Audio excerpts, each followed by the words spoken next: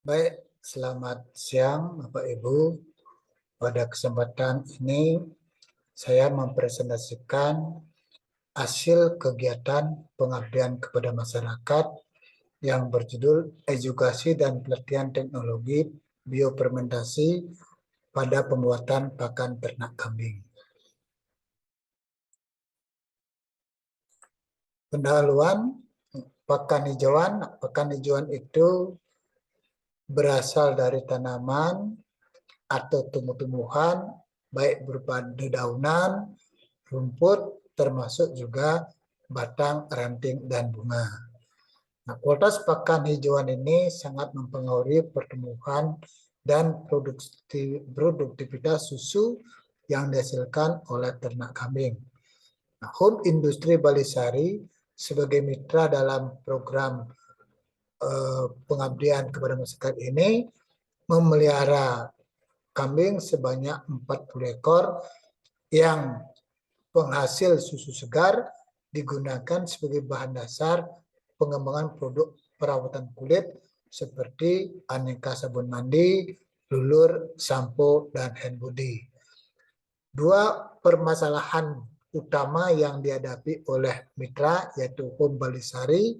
Yang pertama adalah kesulitan dalam mencari pakan hijauan di saat musim kering ataupun kemarau. Yang kedua adalah kurangnya waktu yang tersedia untuk mencari pakan hijauan di saat musim panen karena sebagian besar waktunya digunakan untuk memetik panen seperti kopi dan cengkeh. Nah, untuk mengatasi permasalahan ini melalui program kemitraan masyarakat telah disepakati solusi penyelesaian masalah yaitu dengan edukasi dan pelatihan pembuatan pakan ternak biofermentasi. Nah, keunggulan daripada pakan ternak biofermentasi atau yang sering disebut dengan silase ini diantaranya komposisi daripada nutrisi itu relatif stabil walau disimpan dalam jangka waktu yang cukup lama. Yang kedua adalah penggunaannya lebih efektif dan lebih efisien. Yang ketiga, dianggap sebagai salah satu upaya dalam pelestarian pakan hijauan. Nah, metode yang digunakan dalam melaksanakan kegiatan P2M ini, yang pertama adalah edukasi tentang bahan pakan biofermentasi. Dalam edukasi ini dikenalkan beberapa bahan alami atau bahan-bahan hijauan yang ada di lingkungan sekitar kita yang bisa dimanfaatkan untuk pembuatan pakan biofermentasi. Beberapa diantaranya, yang pertama adalah daun gamal. Nah, kita ketahui bahwa daun gamal ini mempunyai kandungan nutrisi seperti protein sebesar 25,7%, serat kasar 13,3%, abu 8,4%, dan selulosa sebesar 4,36%. Selanjutnya bahan yang juga dikenalkan adalah daun lamtoro, ya, baik daunnya maupun juga polongnya. Daun lamtoro memiliki kandungan protein kasar sebesar 34,4%, sementara polongnya itu sebesar 31%. Namun dalam daun lamtoro itu mengandung ya, senyawa mimosin ya sebesar ya kira-kira kisaran 7,19 sampai 12,13% dari total protein kasar. Nah, adanya kandungan mimosin ini akan berdampak kurang baik terhadap ternak, yaitu dapat menimbulkan keracunan pada ternak. Untuk itu, pemakaian lamtoro ini biasanya dianjurkan 40%, ya maksimal 40% dari total pakan yang digunakan. Nah, terus yang selanjutnya adalah daun kelor. Daun kelor ini juga sangat bagus untuk campuran dalam pembuatan pakan biofermentasi Karena di dalam daun kelor itu mengandung protein kasar itu sebesar 26,43%, lemak kasar 2,23%, serat kasar itu 23,57%, abu 6,77%, ya, BETN itu sebesar 52,25%. Nah, terus selanjutnya adalah daun turi. Daun turi juga bagus di mana kandungan protein kasarnya mencapai 31,29, lemak kasar itu 7,57, ya, serat kasar 27,88, abu itu 7,34, sementara BETN itu 28,02%. Nah, terus berikutnya juga yang bagus juga adalah rumput odot. Nah, rumput odot ini protein kasarnya pada daun itu adalah 14,35%, sementara pada batang itu sebesar 8,1%, lemak kasarnya pada daun itu adalah 2,72%, sementara pada batangnya itu 0,91%. Nah, pakan-pakan hijauan itu sangat bagus digunakan untuk memproduksi pakan biofermentasi. Nah, karena kalau kita komparasi dengan kebutuhan nutrisi kambing, ya di dalam hal ini adalah kambing periode penggemukan itu memerlukan serat kasar itu sebesar 12%, protein kasar 14%, total digestible nutrien itu atau TDN itu 65%.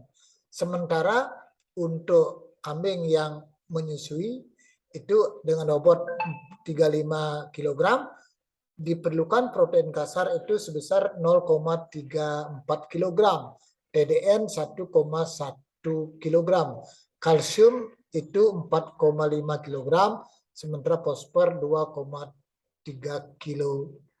Nah, total digestible nutrien ini bisa dihitung dari apa? Dari persentase jumlah protein kasar ditambah dengan persentase serat kasar dan ditambah dengan persentase BETN dan 2,25 kali lemak kasar. Nah, di sini dipersyaratkan TDN untuk kambing atau domba itu adalah berkisar 55-60%.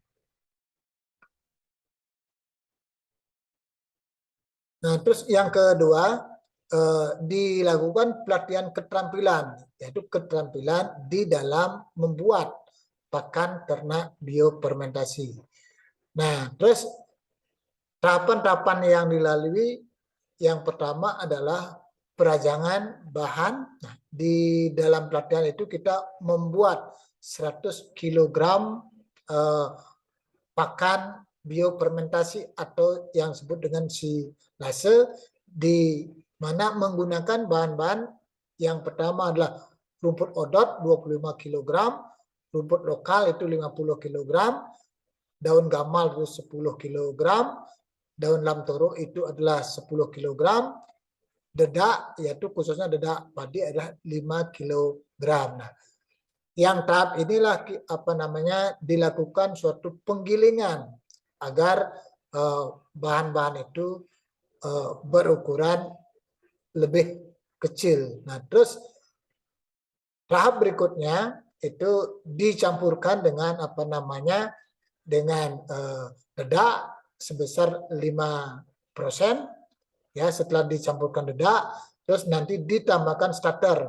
Nah, di dalam hal ini kita menggunakan starter yaitu namanya adalah Maxigrow. Nah, terus setelah dicampur bahan-bahan dicampur dengan dedak dan setelah ditambahkan starter dihomogenisasi. Ya, artinya diaduk agar dia merata. Nah, setelah diaduk terus ditempatkan di dalam tong atau yang disebut dengan fermentasi. Fermentasi dilakukan dalam tong. Nah, ini biar tong itu kedap udara maka pakan ternak ini diisi penuh dalam tong itu, dan terakhir kita tutup rapat-rapat agar oksigen sangat-sangat terbatas ada di dalam tong untuk fermentasi ini. Terus setelah 3 minggu lamanya fermentasi, terus dilakukanlah pengecekan. Nah, inilah produk akhir yang namanya silase. Silase ini diberikan kepada kambing, apakah lahap makan silase atau bagaimana, dan juga dilakukan suatu uji tentang kualitas silase secara kualitatif. Nah, ini uji kualitas silase itu, kita mengacu kepada kriteria fisik pakan ternak biofermentasi. Nah, terus di mana kita lihat ada tidaknya jamur.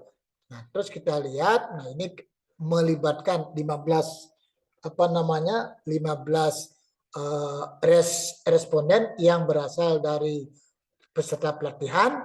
Nah, itu semua mengamati bahwa dalam pakan itu tidak ada tumbuh jamur. Dan baunya adalah agak manis dan terasa asam. Nah, ini karena apa? Ada proses pembentukan asam laktat. Dan juga tidak berlendir. Nah, ini dengan kriteria-kriteria ini, maka kualitas silase ini sudah memenuhi kriteria fisik untuk pakan ternak biofermentasi. Nah, dengan demikian, hasil daripada edukasi dan pelatihan ini dapat disimpulkan bahwa pakan ternak biofermentasi atau yang sering disebut dengan silase, hasil pelatihan berkategori baik yang diciri-cirikan tidak ada tumbuhnya jamur, berbau agak manis dengan aroma yang asam.